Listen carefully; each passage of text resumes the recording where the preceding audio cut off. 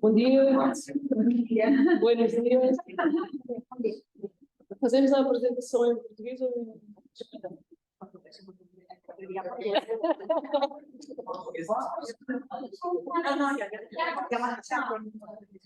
em português, se pegar? Sim. Ok. Pronto. Vou começar então com uma pequena introdução e depois vamos passar à parte mais prática. Não sei se alguém trouxe um computador e está interessado em seguir, em acompanhar os exercícios, se tiverem, podem fazer. Esta é a agenda, portanto, vamos falar um bocadinho sobre a OGC e as OGC APIs. Não vou falar muito porque tenho uma apresentação mais tarde. Mas vamos falar em particular de um standard que é relativamente recente, foi aprovado há menos de um ano, que é o OGC API Tails. E depois vamos a passar à parte mais prática. Vamos pegar num conjunto de dados que eu escolhi e depois vamos lançar um sistema que nos permite publicar esses dados usando o OGC API Tails. E depois vamos ver parte como é que nós podemos usar esses dados, como é que nós podemos consumir esses dados. Portanto, testar a explorar a API. Pronto, umas pequenas palavras sobre mim, para aqueles que não me conhecem. Estou neste mundo dos SIGs há muito tempo e tenho estado muito envolvida nos projetos de software livre, nomeadamente alguns que podem ver ali abaixo. E atualmente trabalho como Developer Relations no Open Geospatial Consortium. Pronto. Está tudo bem.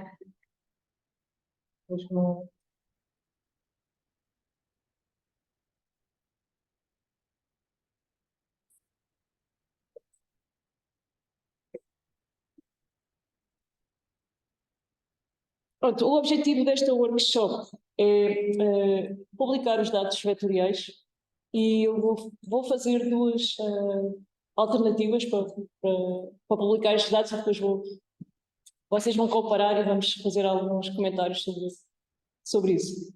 Para isso precisamos praticamente de três coisas. Uma é o conjunto de dados, outra é uma aplicação, eu se calhar devia dizer uma stack de aplicações, não é só uma aplicação, mas são várias, estão todas coordenadas, e um standard, ou vários standards. Neste caso o que eu vou focar mais é o OGC API Tails.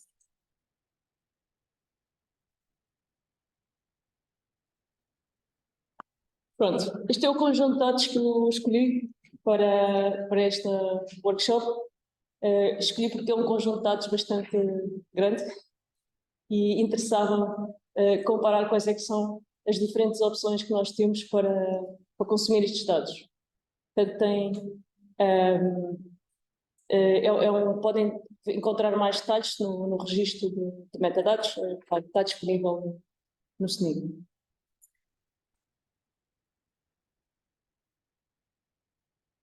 Isto é como é que os dados é uma amostra do conjunto de dados convertido em formato GeoJSON, que é o que eu vou usar nesta workshop. Portanto, o GeoJSON é um formato que suporta só WGS84, portanto, foi reprojetado nesta projeção.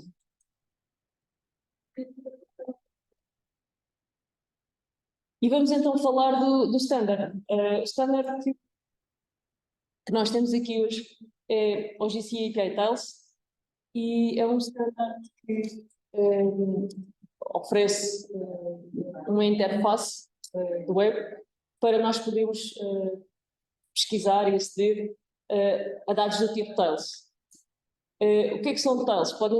Neste caso, podem ser diferentes tipos de Tails, podem ser raster, podem ser vector, podem ser coverages, podem ser maps. Portanto, o standard é muito flexível e o formato são sempre tiles.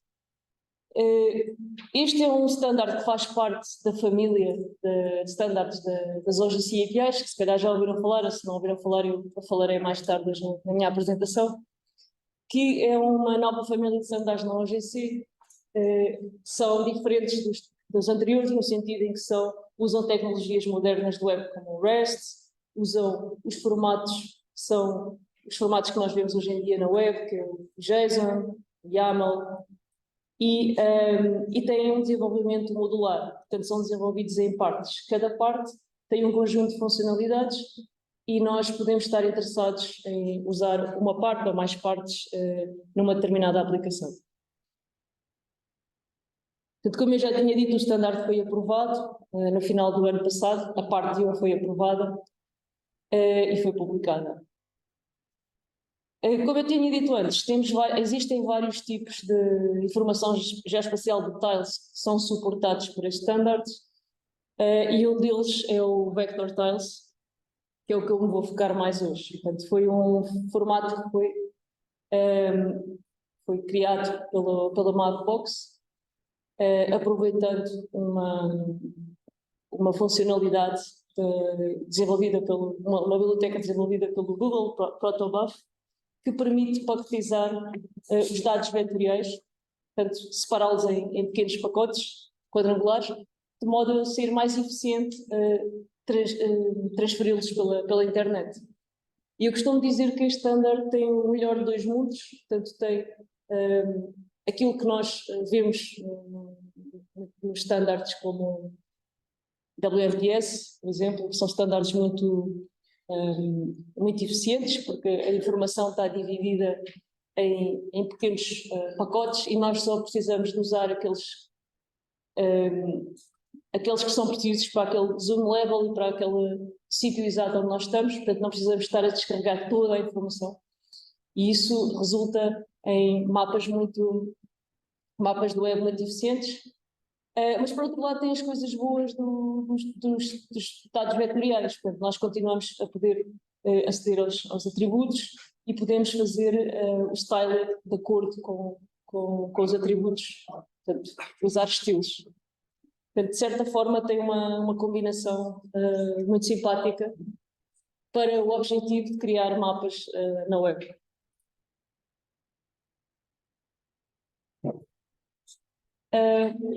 De forma muito esquemática, como é que funciona este standard, como é que funciona a parte 1 Standard Vector Tiles.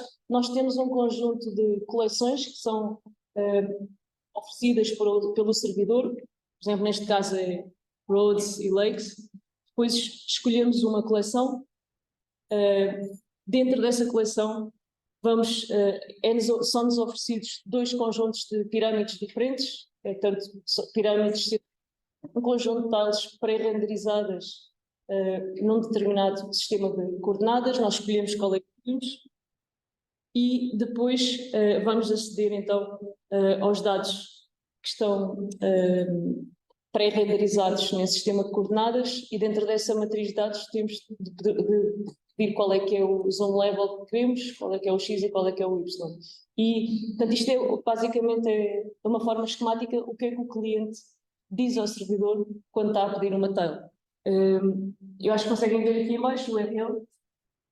Portanto, é exatamente o que eu estava a descrever em cima, é um URL REST que tem toda esta informação, collections, depois o nome da coleção, depois tiles, depois o nome do tile matrix set e depois o zoom level, o X, o Y e X, e depois também a extensão, porque o browser usa por negociação de conteúdos, usa a extensão PDF, portanto neste caso que quer dizer Protobuf Vector Tiles. A extensão pode ser dada tanto pelo URL como pode ser dada pelos headers que o cliente manda ao servidor. E, por exemplo, se este servidor, imaginem que tinha tiles vetoriais, mas podia ter também tiles em formato raster, então eu nesse caso podia pôr JPEG, tudo igual, e ele mandava as tiles no formato de imagem. Nós podemos ir fazer questões. Como digo? Podemos ir fazer questões. Podemos ir fazer questões. Sim, passa. Eu vi aqui uma questão. Volumes. Volumes. Está. Cobras. Eu queria dizer, sim, cobras, sim. Ok. Não era volumes. Então, era essa a questão. Ok. Mais alguma questão já agora? Disse que devíamos pedir a extensão ou também disse que devíamos pedir de outra maneira para não. Sim, quando o cliente, portanto o cliente neste caso eu estou a falar de um cliente web, um browser, faz um pedido, eles mandam uns headers, uns cabeçalhos com uma informação. Pronto, isto tem de se fazer por programação. E nesses cabeçalhos pode ir a dizer que querem um determinado conteúdo do tipo GeoJSON ou do tipo Protobuf. ¿Puede haber una tile combinada de robots inglés? Una tile de quê? Combinada, es que ese de lagos también. Sí. Pero combinada, de cabeceras y lagos. Sí, puede haber, pero es un parámetro. Eso es total. No está en el URL REST, pero es una parte como un parámetro. Después del punto de configuración tiene un parámetro de layers, entonces puedes poner los diferentes layers. Vale. Ok, mais alguma questão? Pronto, eu não vou mergulhar muito profundamente no standard, mas se quiserem mais informação, convido-vos a visitar o site de desenvolvimento das Tiles, tilesdeveloper.ogc.org. E agora vamos passar à parte mais prática. Portanto, qual é que é a stack de software que eu vou usar hoje para fazer esta demonstração, ou este tutorial? Portanto, vou usar... o que vem aqui é um conjunto de serviços. Temos um middleware, que é o PyGeo API, que vai publicar os dados em OGC API Tiles. E depois temos uma storage ou um backend, que é o Elasticsearch, que é onde são guardados os dados. E tudo isto está, para facilitar a vida, está virtualizado, portanto está transformado em Docker containers. Portanto, cada um destes serviços é um container Docker e eles são articulados usando uma ferramenta que é o Docker Compose. Alguém aqui é familiar com Docker? Um bocadinho? Pronto, eu não tenho tempo de entrar em muito detalhe, mas o Docker é uma tecnologia de virtualização que existe em Linux, em Windows e Mac, e que nos permite criar containers, portanto, como máquinas virtuais, têm um sistema operativo e têm todas as bibliotecas que nós precisamos e têm o software que nós precisamos.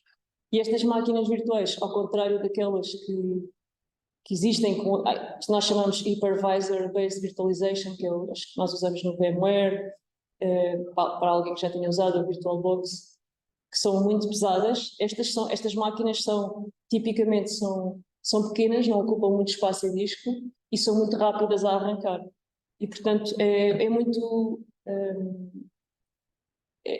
uma situação possível nós criarmos vários containers e assim estamos isolados do sistema onde estamos e não temos de estar a instalar bibliotecas no nosso sistema e depois temos a poluir o sistema, conflitos de bibliotecas e tudo isso. E sabemos que com o que nós pomos aqui, o que eu puser aqui, é exatamente o que vocês vão ter no vosso computador, não há aqueles conflitos de versões.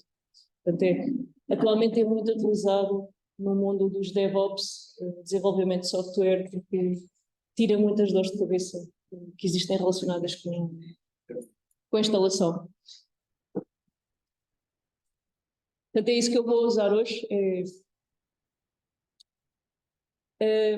Pronto, uma das peças fundamentais nesta stack é a PyGeo API, que é uma implementação em Python de um servidor que tenta implementar o maior número possível de standards OGC API. Portanto, atualmente tem OGC API Tiles, OGC API Coverages, Features, Maps, Processes. Não sei se me estou a esquecer de algum.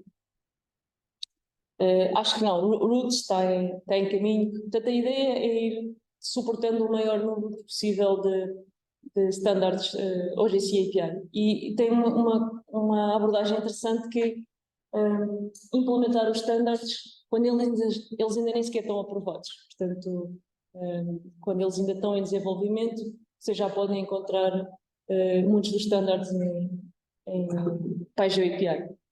É uma implementação de referência da OGC em OGC API Features e OGC API EDR, Environmental Data Retrieval. Portanto, quer dizer que é uma implementação que é usada como exemplo para outras pessoas que queiram desenvolver implementações destes standards. E também está certificado como OGC Compliant, quer dizer que as implementações foram validadas e testadas e nós podemos ter a certeza que são interoperáveis. E tem uma licença open source bastante permissiva, MIT.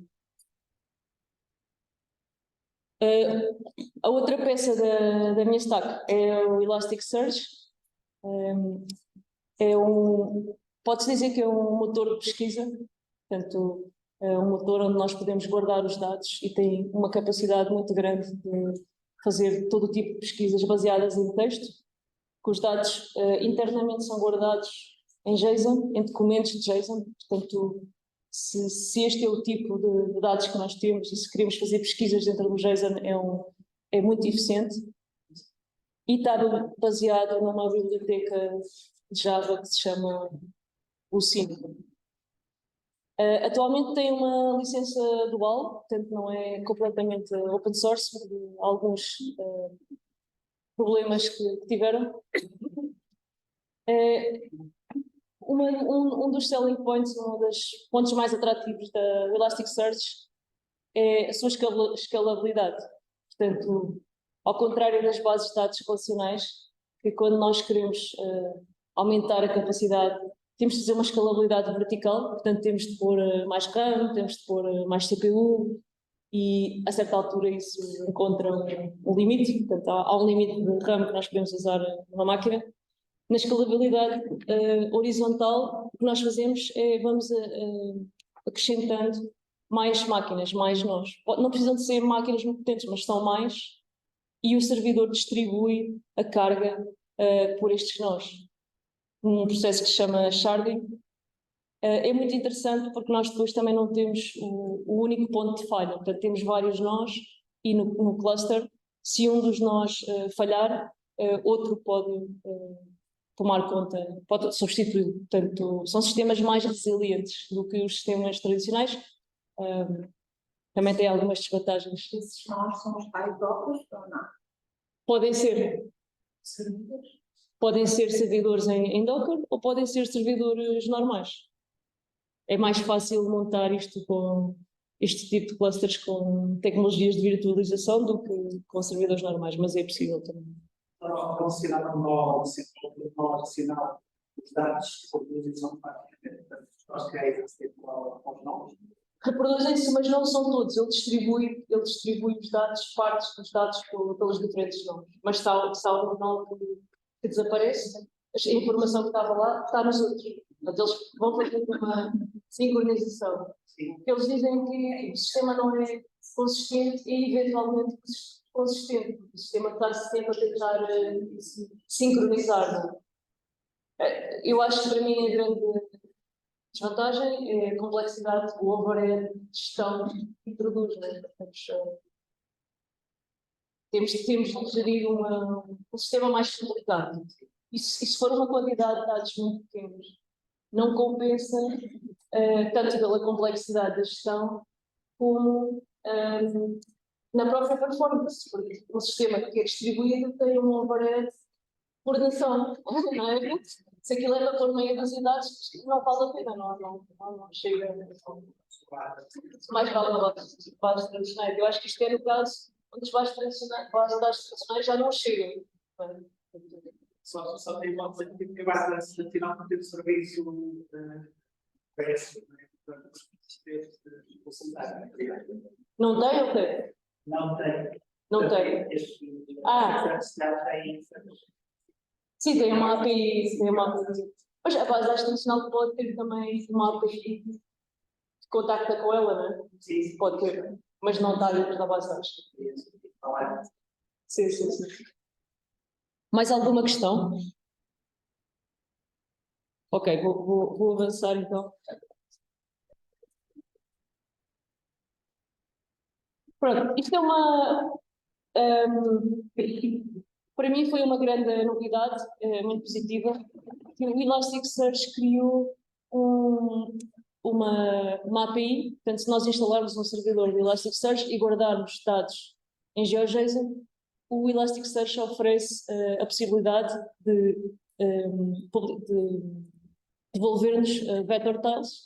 Portanto, nós podemos pedir vector tiles dos dados que temos lá guardados e ele dá-nos estas vector tiles on the fly. Portanto, em vez de pré-renderizar aquelas...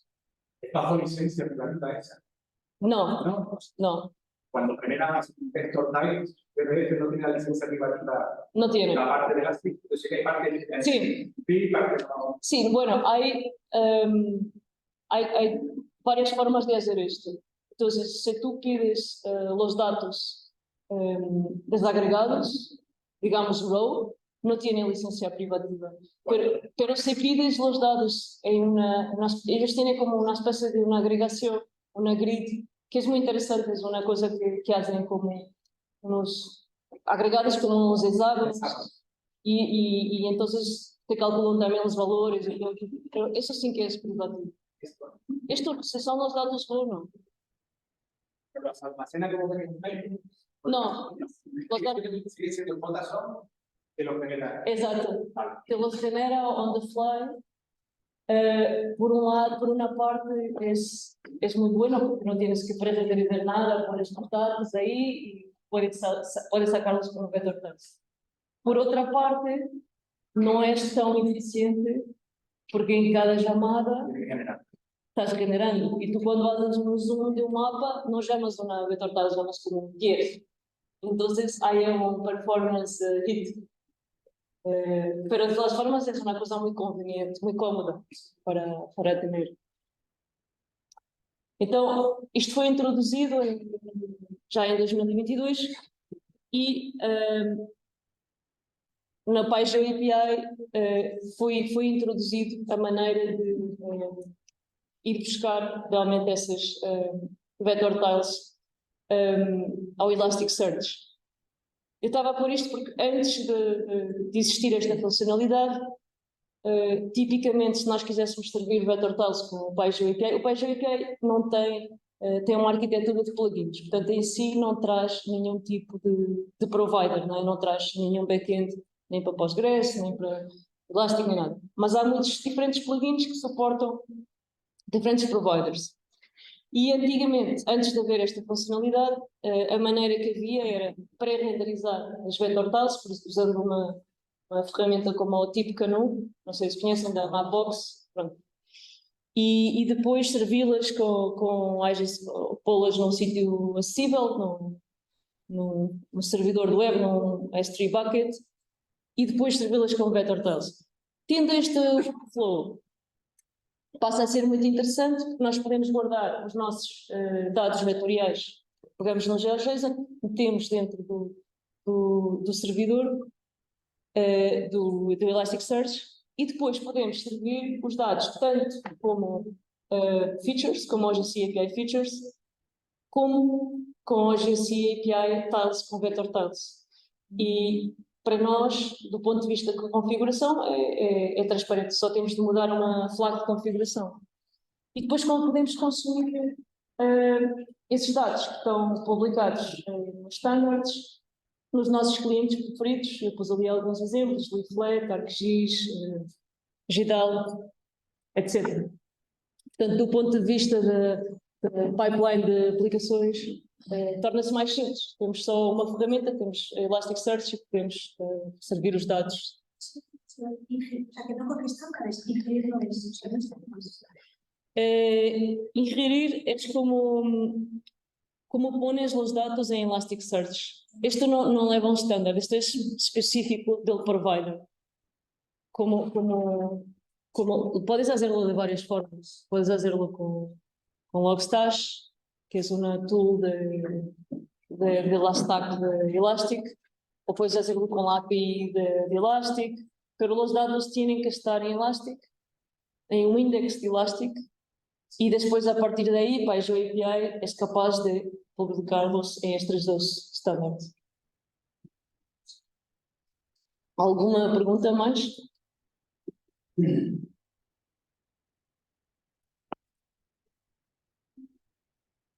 Pronto, antes de avançar para a parte prática, queria só mostrar esta árvore que tem os recursos nos estándares de OGC API, portanto é a estrutura de todas as OGC API. Portanto, aqui estão tiles, estão coverages, estão todas. Não sei se dá para ler muito bem, mas a parte que eu queria chamar a atenção é que há um tronco comum nestas OGC APIs. Todas elas têm, alguns de vocês se calhar já usaram e perceberam-se que todas elas têm uma landing page, quase todas têm coleções, seriam os layers ou os datasets, e depois, a partir daí, das coleções, podemos pedir uma coleção e depois o que varia é o que é que está na coleção. Pode ser uma coleção de tiles, pode ser uma coleção de registros, de records, no caso de um catálogo, pode ser uma coleção de features.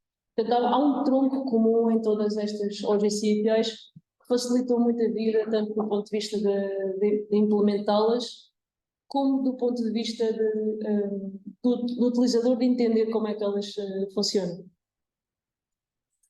Pronto, não vale a pena estarmos a entrar em detalhe, mas era só para fazer isso. Pronto, eu vou passar então, depois tenho aqui um slide com algumas referências, mas vou passar então à parte mais prática e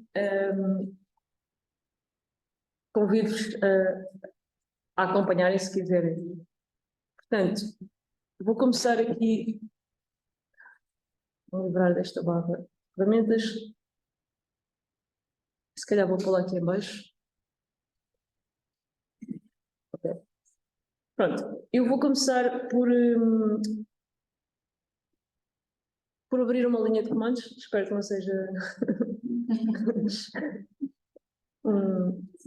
assustador para ninguém. Ok, um terminal. Pronto. E vou passar a um repositório que eu vos vou mostrar agora, que é o repositório da Paizo API. Portanto, se vocês forem ao... Eu não estou a usar exatamente... não sei se bem, devia aumentar o tamanho do terminal. Qualquer pessoa pode aceder. O repositório está aqui.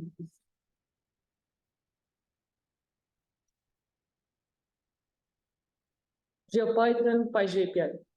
Pronto, isto é o repositório do projeto. E eu aqui não vou estar a usar o repositório original, mas vou estar a utilizar uma fork minha. Portanto, uma fork, para as pessoas que não utilizam normalmente o GitHub, é como se fosse uma cópia do repositório que eu criei na minha conta do GitHub e depois eu nesta cópia posso fazer alterações e acrescentar coisas que não estão no repositório principal. Eu neste caso fiz umas alterações porque queria pôr umas coisas para o workshop. Se eu quisesse contribuir ao projeto, o que eu fazia agora era trabalhava na minha fork e depois quando tinha alguma coisa preparada fazia uma coisa que se chama um pull request, que era ia ao projeto e dizia tenho aqui estas alterações que eu gostava de contribuir, acho que podiam ser interessantes para o resto das pessoas. Não o que eu estou a fazer aqui na workshop, que isto é só uma demo, mas podia ser uma funcionalidade nova. E então fazia um pull request. O CNIG já apresentou um pull request ao código da página API através do Aurélio. Faça publicidade. No sabias, ¿no? No te Aureli ha hecho sí, sí, sí. una contribución a Page API de Processes. Sí, sí. Ahí está hablando con Albert, que es su... Pronto, então eu vou fazer aqui. Não sei se vê-se bem ou é melhor aumentar a letra? Aumentar um bocadinho.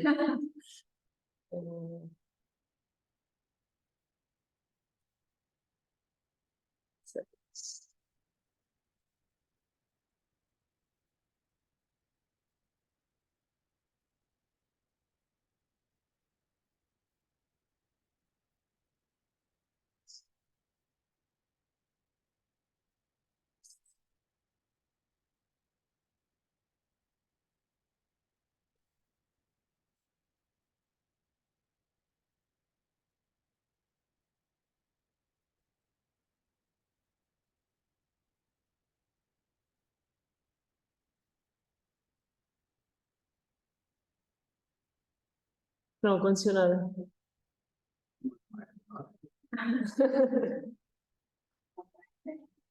Sim. Está a aumentar um bocadinho, não está? Está? Está? Ok. Pronto, então eu estou aqui a trabalhar neste branch, que é workshop AWS Évora, e vou-vos só mostrar rapidamente o código. Portanto, se quiserem fazer um clone do meu repositório, github.com/2 Page API, e o branch onde nós estamos a trabalhar é este, vtiles AWS Évora. Portanto, se quisessem fazer clone do repositório, seria git clone -b, nome do branch, e depois o nome do repositório. Depois vamos a esta pasta que é Docker Examples, e depois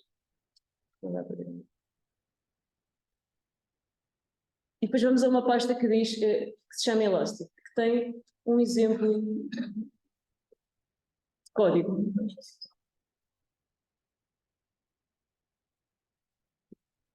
Pronto, e eu queria-vos mostrar aqui, isto é uma Docker Compose File, é um fecheiro Docker que permite articular vários containers Docker. Portanto, aquele sistema todo que eu vos disse que tinha no início, que tinha Elasticsearch, que tinha Page API, eu posso aqui indicar que quero criar essas máquinas virtuais e posso pôr aqui uma série de opções de configuração. Posso dizer em que portas é que eu estou a publicar o serviço,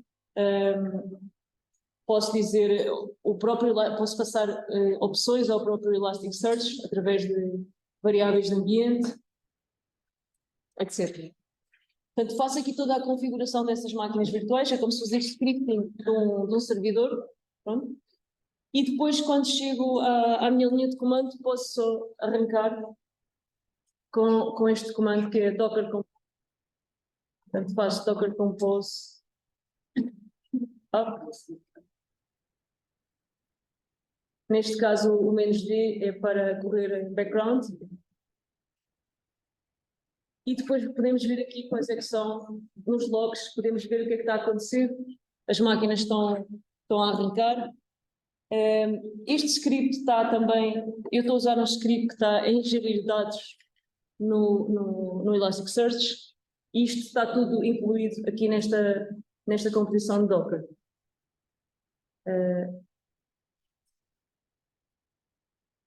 Pronto, aqui podem ver os logs das várias máquinas, já acabou de arrancar.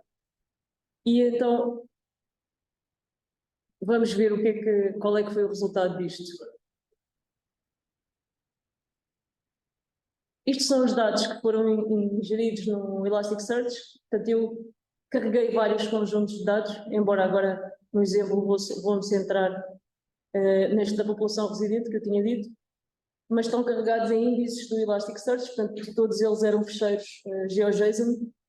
Agora podemos ver, então, podem ver aqui, são estes diferentes fecheiros GeoJSON. Eles foram carregados no Elasticsearch por um script que pega neles e faz uma chamada à API do Elasticsearch e depois ficam disponíveis nestes índices.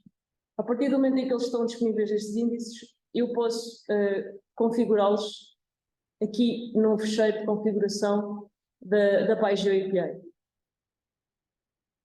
Atualmente o fecheiro de configuração da PyGeo API é um YAML, tem chaves e valores, o formato, e vamos ver um exemplo, por exemplo, para a população residente. O que é que nós precisamos de pôr? Temos aqui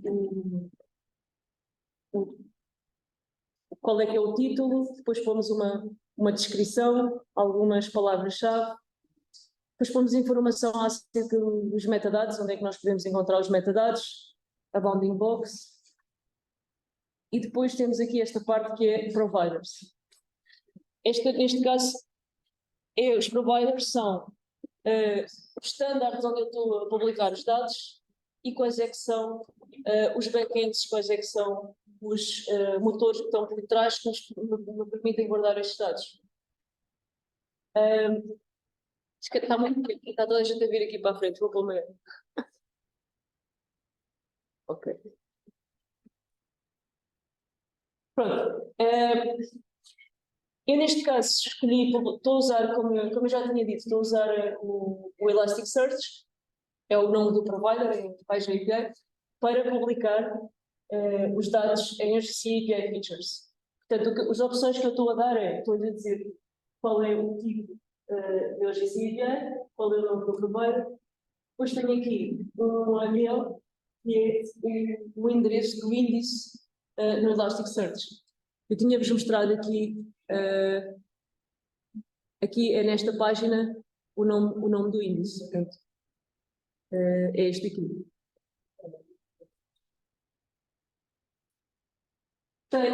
Depois, por outro lado, tenho aqui também o mesmo conjunto de dados como o GCP Tiles.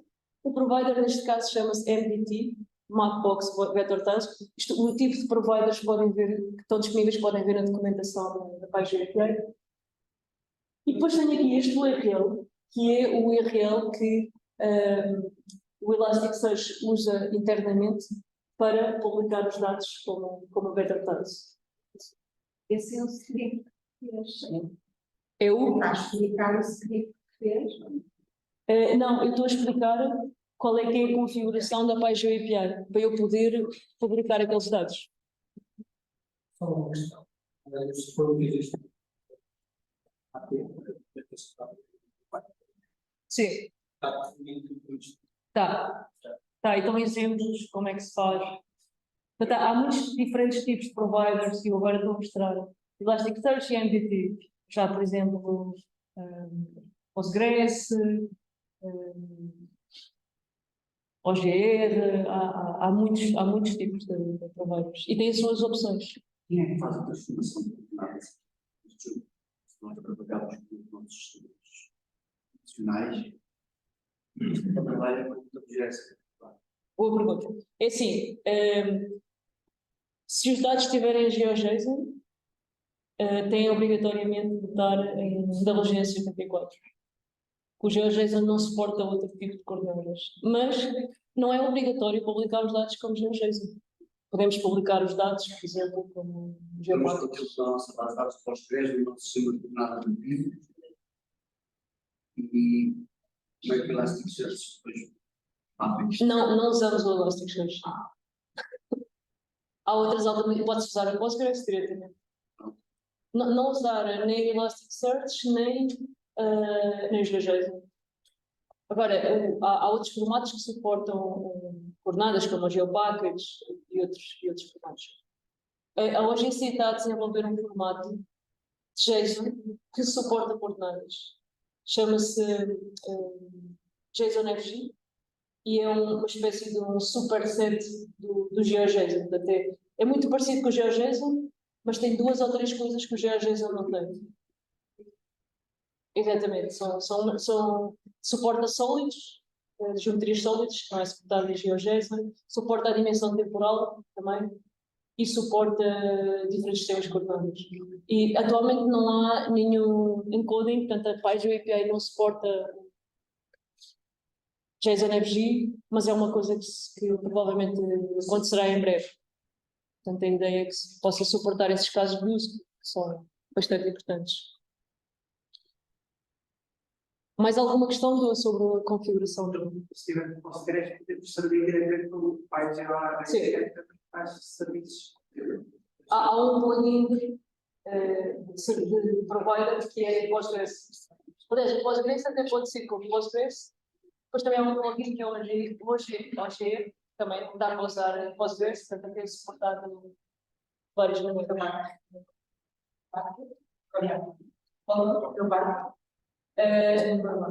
Não é suportado por PyGeo, é logo de suporte. Tem os dados GRL. Sim.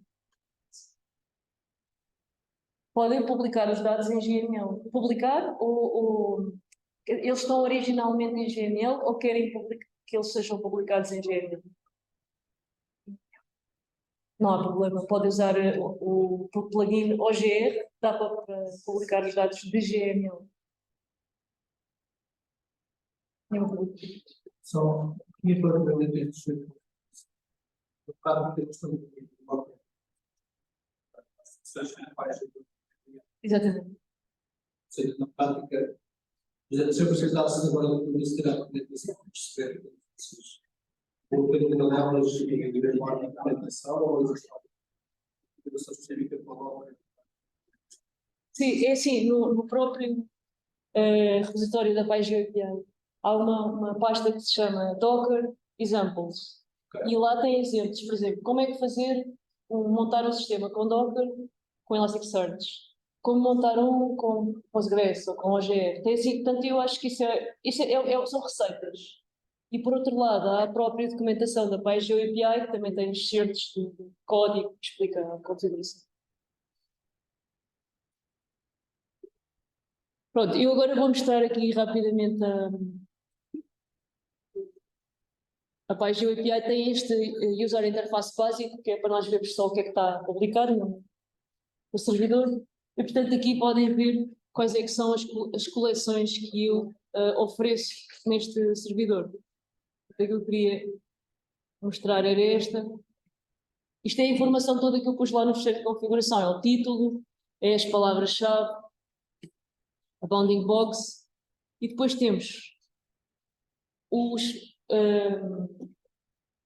os dados disponíveis como OGC API Features. Se olharem ali para o URL, vem Collections, depois o nome da coleção e Items, que é uma chamada OGC API Features, onde eu estou a pedir os dados.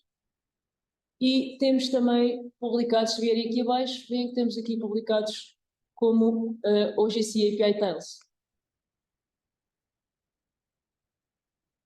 Pronto. E veem ali em cima também Collections, população residente, e depois em vez de ter escrito items tem tails. Todos os servidores, o PyGeo API incluído, publicam uma página que tem a definição da API, que é interativa e que eu vos convido a visitar. E, portanto, se vierem aqui esta URL, que é a URL da PyGeo API, /OpenAPI, veem quais é que são os recursos, os URLs que estão disponíveis para o servidor. Então temos a landing page, temos as coleções, depois neste caso isto como é um servidor que também tem processos, temos ali os jobs, e depois temos aqui os URLs, tudo o que nós podemos fazer com as coleções que eu ali tenho. Portanto, isto é uma das coleções que eu tenho lá. Eu queria mostrar a da população residente. Portanto, podem ver aqui o que é que nós podemos fazer. Podemos pedir os items, podemos pedir informação, metadados sobre a coleção, aqueles metadados muito básicos, nós configurarmos, podemos pedir tiles, e depois tem aqui inclusivamente esta template, portanto é o formato em que nós podemos pedir tiles e nós podemos usar este formato para ir a um cliente, por exemplo, ao QGIS ou ao Leaflet, e depois configurar para ele usar este servidor. E é exatamente isso que eu vou fazer agora nos minutos que me restam. Portanto, eu tenho aqui um cliente também que fiz details.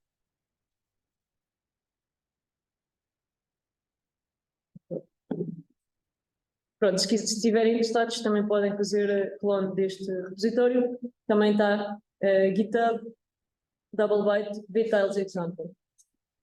Isto é simplesmente um leaflet, portanto é JavaScript.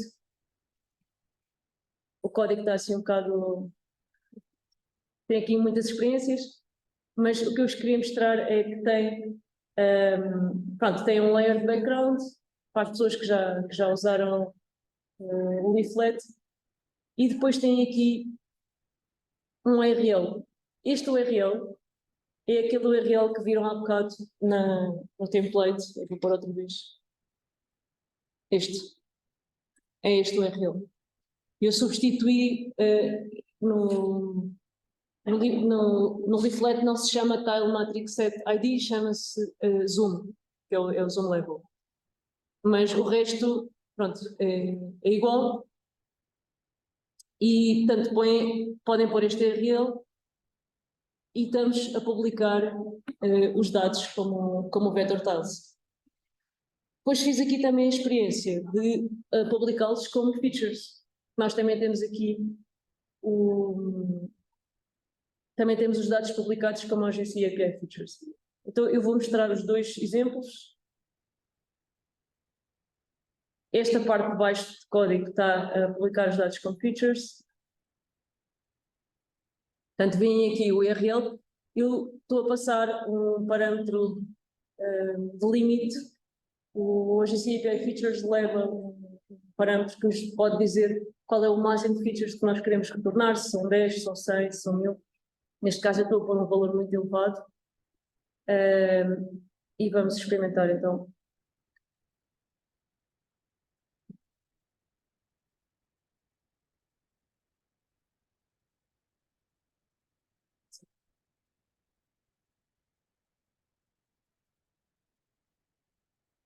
Pronto.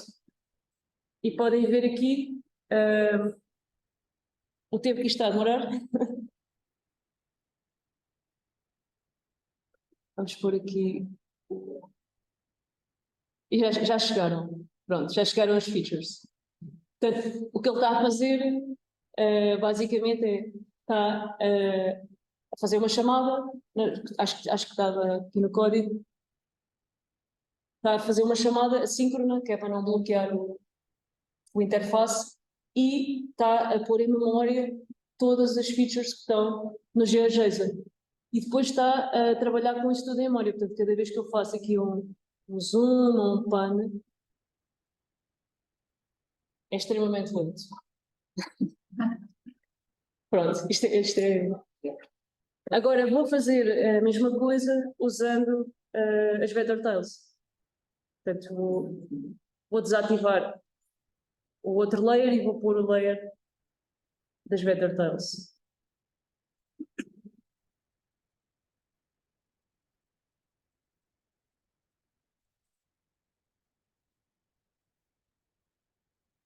Pronto, já está. E agora vou fazer zoom e vejam a diferença.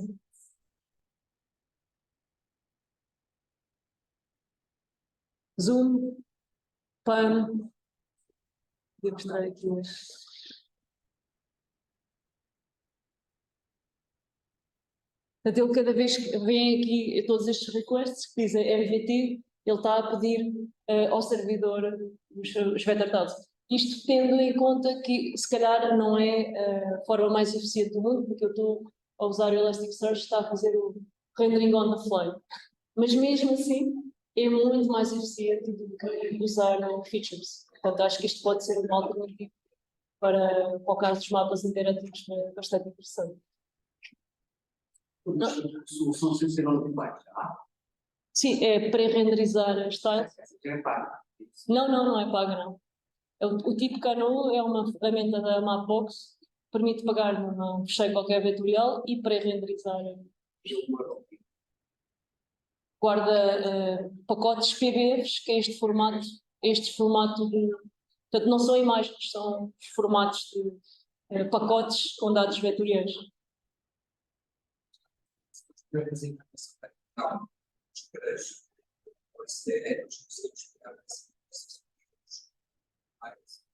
Podem, mas o Postgres tem um servidor de Vector Tiles, chama-se PG Tile Server. E é muito interessante, faz uma coisa parecida com isto que faz o Elastic, mas não tem nenhuma limitação. Isso é completamente open source e eu acho que é uma opção muito interessante, tendo os dados em Postgres.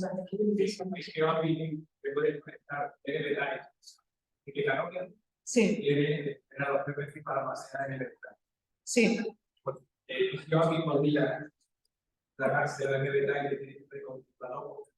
Sim, tu dizes que estás em disco. Sí, lo puedes hacer y es mucho más eficiente do que esto. Si el dato es esquemático, digamos. Claro, si no tienes que hacerlo muchas veces, sí. No, directamente en el sistema. Exacto, pero es más rápido. No tiene comparación. Pero tienes más espacio en disco. Que tienes que... Pero lo bueno de... Aquí es RAM y el otro es disco. Disco es más barato que RAM. El problema es que puedes limitar los hipercanones, puedes limitar el nivel de sí. la celda a la que sacas una celda de 1 kilómetro. Sí. Está bien para nosotros, porque cuando vas a un mundo entero, vas a hablar del problema del ratón. Sí. Sí, lo puedes hacer, exacto. Sí. Lo puedes hacer también desde el cliente, desde el leaflet. Y yo aquí puede tener una limitación de las celdas a la cual puedes utilizar. Este servicio de Vector Tile, como máximo, celda 4. Para no cortar. Sí, lo puede. Bueno, eso no es de PyGPI, es del estándar. Tú en el estándar, cuando haces como anuncias cuáles son las pirámides que tienes disponibles, tú dices, esta pirámide yo solo tengo de 8 a 4. Y el cliente sabe que no puede pedir tiles fuera de eso. Está mismo en el estándar, o sea, cualquier tool que tenga tiles, tienes la posibilidad de hacerlo. Pero si lo que sacas es PGOAPI, digamos que PGOAPI sería tu estándar. Sí, PGOAPI es como la implementación del estándar. Sí, por tanto la respuesta es sí.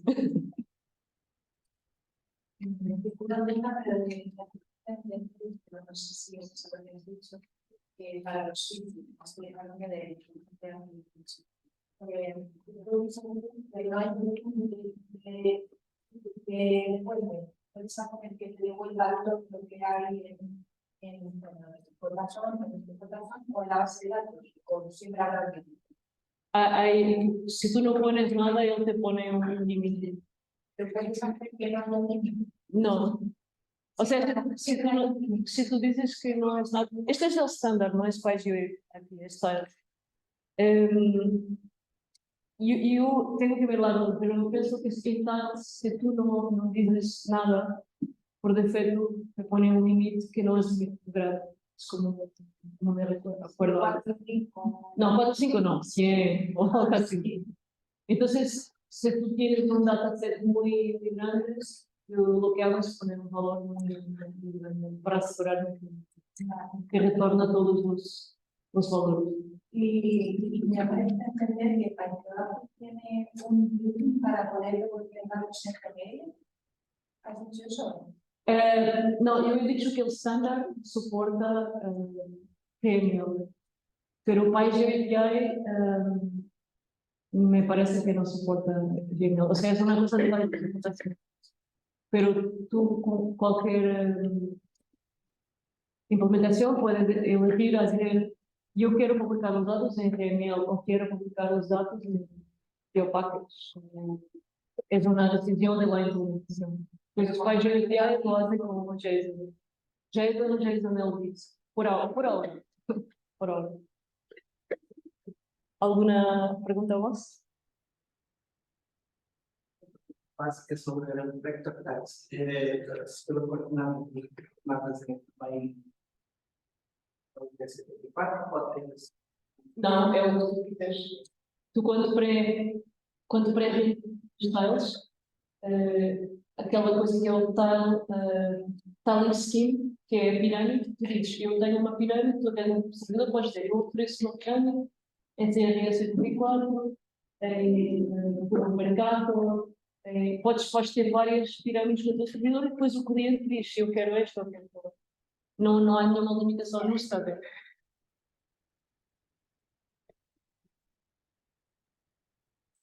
Alguma pergunta mais? Senão, eu acho que estamos no fim do tempo. Eu queria se perguntar se podemos depois ter acesso aos slides. Sim. Apresentação. Qual é que é a melhor maneira de... Não sei se vão priorizar o site da validação de finalizar a gravação e o PDF. Vamos mudar essa vida. Se não, se calhar se me derem o e-mail, eu também posso enviar os slides. Ou então, Está bem, eu vou pôr aqui. Está na nota bio. Está na nota bio? Está bem. Se estiverem interessados nos slides, escrevam um e-mail e eu posso vos enviar. Também tem os links para os repositórios, se quiserem produzir a apresentação.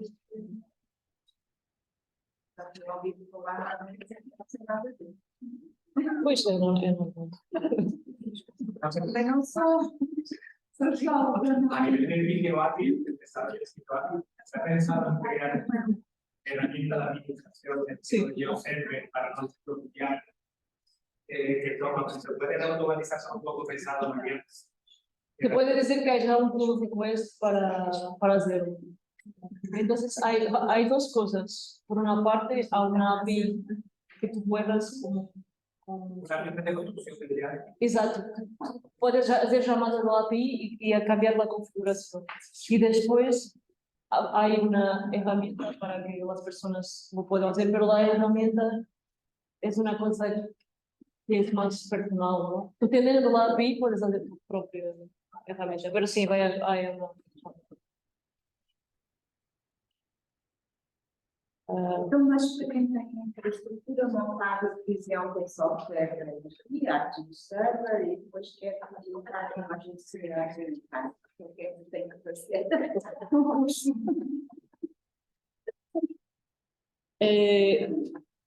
A agência ambiental não pode publicar, já estamos fora do tempo.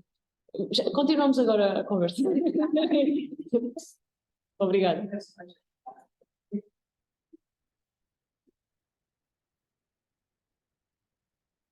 Então, ok, já sei. Não, correu bem assim com o ecrã, eu acho que